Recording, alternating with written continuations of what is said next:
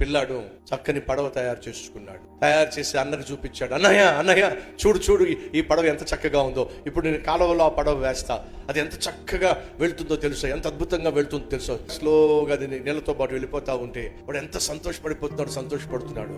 ఆ పడవ గట్టు దగ్గర నుంచి నెమ్మదిగా కొంచెం లోపలికి వెళ్తా ఉంది. నేను ఎంతో ప్రేమించిన నా పడవ అయ్యో నా నుంచి దూరం అయిపోతుంది అరుస్తున్నాడు, కేకలేస్తున్నాడు. ఈ లోపల అన్నయ్య వచ్చాడు. అన్నయ్య నా పడవ వెళ్ళిపోతుంది, నా నుంచి దూరంగా వెళ్ళిపోతుంది అని చెప్పి అంటూ ఉంటే అన్నయ్య ఏం చేశాడో తెలుసా, రాళ్ళు తీసుకొని పడవ మీద వేయటం మొదలు పెట్టి అది చూసిన తమ్ముడు ఇంకా తల్లడిల్లిపోయాడండి. నిజంగా నువ్వు నా అన్నయ్య అయితే పడవ వెళ్ళిపోతుంది అని చెప్తుంటే నువ్వు రాళ్ళేస్తావేమిటి?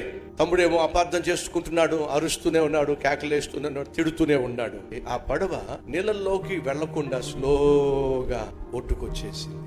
అన్నయ్య చేసింది ఏంటో తెలుసా, తమ్ముడు రాళ్ళు వేయటమే చూశాడు కానీ ఈ రాళ్ళు అన్నయ్య పడవకి అవతల వేస్తున్నాడు. ఆ రాయి యొక్క ప్రకంపన